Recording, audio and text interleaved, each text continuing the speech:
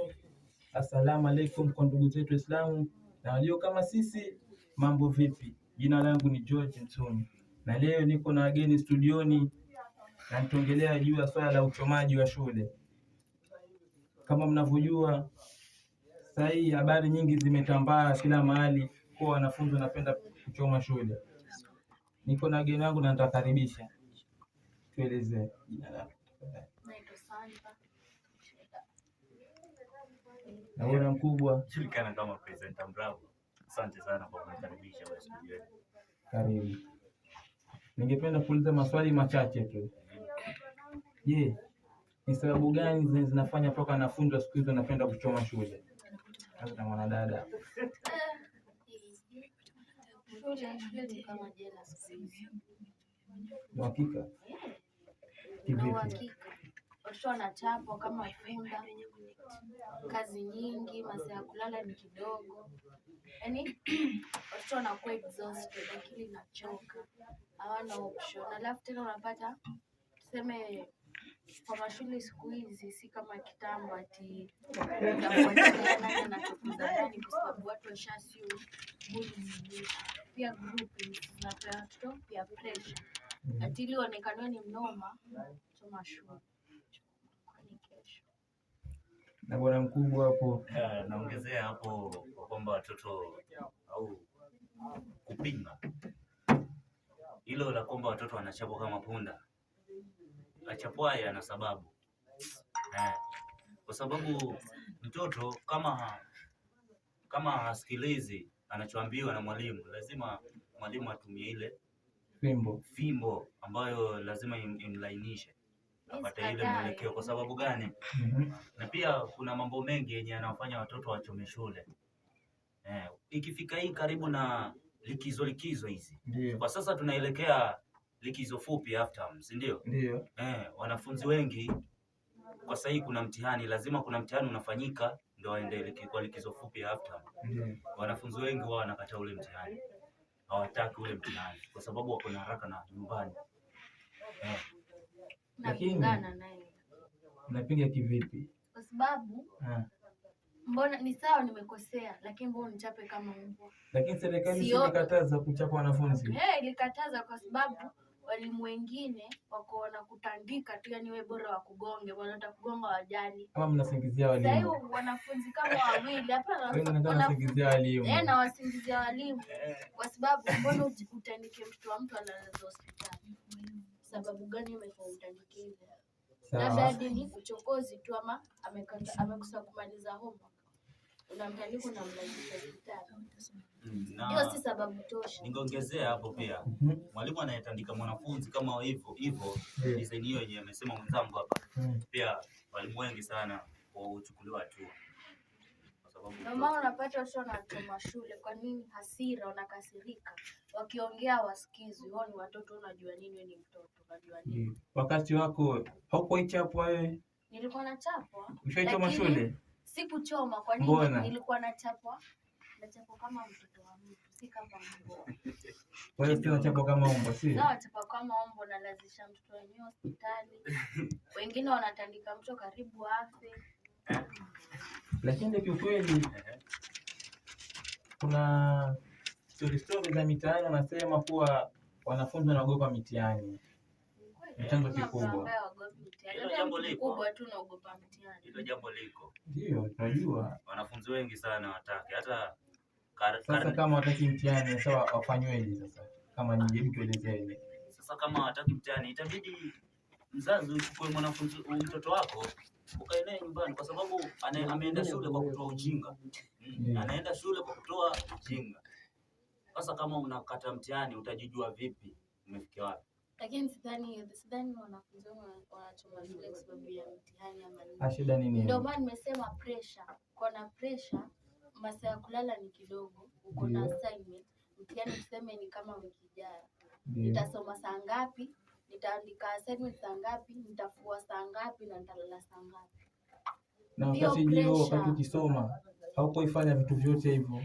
Aseme tu kufanya. Nilikuwa na pressure.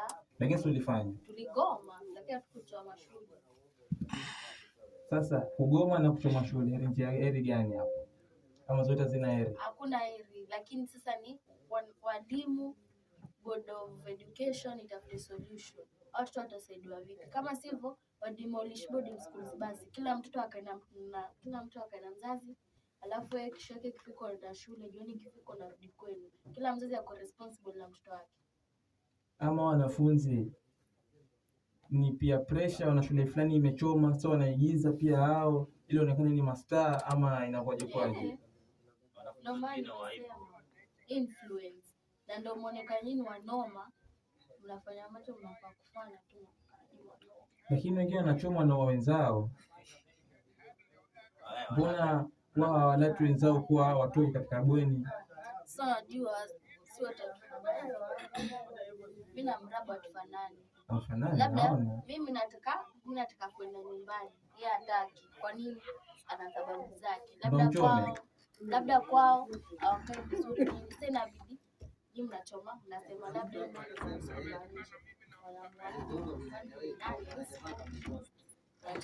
lakini si walaumu wao. Hapo sana laumu ambao walichoma. Sasa wewe ingekuwa ni mtoto wako amechomeka, ungesikiaje? Ningesikia vibaya, ndio maana nimesema siwatetei wao wana makosa kuchomea watu ndani.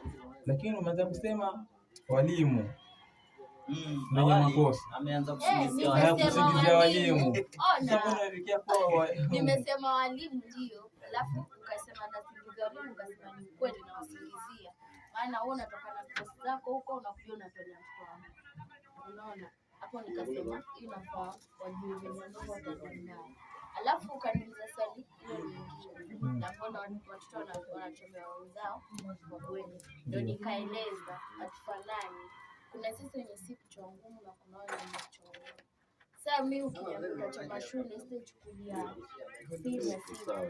Ona mwaje acha kichwa serious twende sasa. Na mpenzi msikilizaji, tunaweza kupata kipindi cha mapumziko, tutarudi muda sio mrefu. Msikilizaji, karibu tena kwa awamu ya pili katika kipindi chetu. Na sasa niko na swali kama matatu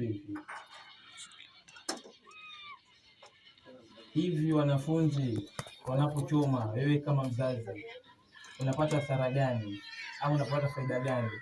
Ama wewe mwanafunzi, mtoto wako anapata faida gani? Kwanza hapo mwanafunzi kuchoma anaingiza gharama kwa mzazi. Mwanafunzi yule akichoma anajua chochote kenye kitakika hapa shule mzazi ndo atagharamika. Kwa hivyo mwanafunzi hana gharama yoyote na anafurahia tu. Anafurahia tu. Na hususan wenye wanafanya hivyo sio wale wenye kwa majumbani basi wanakaa kama hawana, yani wenye wanafanya hivyo ni wale wenye kwa nyumbani wako na uwezo sana. Ndio wanafurahia. Wanafanya jambo kama hilo la kuchoma shule sana sana. Hauwezi kuta mtu kila mwanafunzi akiwa shule anajua kile chenye kinaendelea kwa nyumbani. Ndio. Lakini kuna wanafunzi wengine wanatoka katika hali duni, lakini hao bado shuleni hawasikii. Wanachoma, wanapigana, wanaleta migomo. Sasa wanafunzi kama wao watafanyaje? Wanafunzi kama wao mimi ningependa niwaweke kwenye kundi ambalo hawana ile mwelekeo, hawana maadili mema katika maisha yao. Kama wameenda kule kusumbua. Sasa wewe kama mzazi ungewaambiaje wanafunzi? Watulie, wakienda shule wapate cha kusoma. Ndio. Wasiwe na mgogoro kuchoma huwa inaingiza hasara kwa mzazi. Maana board of management pale shule ikiketi itapanga ile kama hivi. Kuna hizi mabweni kama zimechomwa zile, kuna maabara pengine itakuwa yamechomwa, watapiga ile hesabu yote ya vile vitu vimechomeka na watagawanya kwa wanafunzi wote, kwa ile idadi ya wanafunzi wote pale shule watagawanya, na kila mzazi atagharamika kwa mtoto wake. Na madamu hapo, utaambiaje wazazi ama wanafunzi wanaokusikiliza sasa hivi? Kwa wanafunzi, ukiona pressure imezidi, ongea. Ndio. Usifungie, ongea, kwa sababu kufungia na hasira inafanya mtu afanya vitu ambavyo hata yeye mwenyewe hakuwa anajua anaweza fanya. Wewe ukiona pressure imezidi, ongea na walimu. Wasipofanya kitu enda basi ongea na bodi kama unaweza fikia any.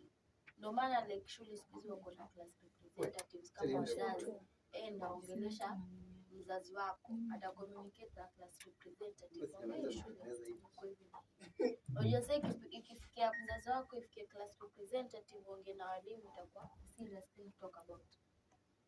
Anyways, na kama kwa wazazi, wewe ongelesha tu mtoto wako, usimuonyeshe ile ukali. Unajua wazazi siku hizi wanamwambia kitu, tuseme tu na wazazi wa Afrika wameshikwa hivyo, unamwambia kitu mfuata afikirie, mbona mtu amekuja akaniambia, wewe unapiga tu kelele, hata unamtandika, na amekuja mwenyewe akakwambia msikize, muongee.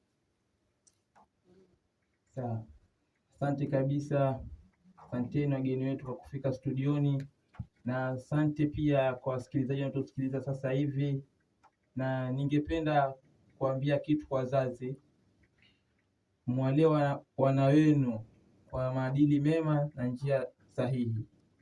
Twenzetu.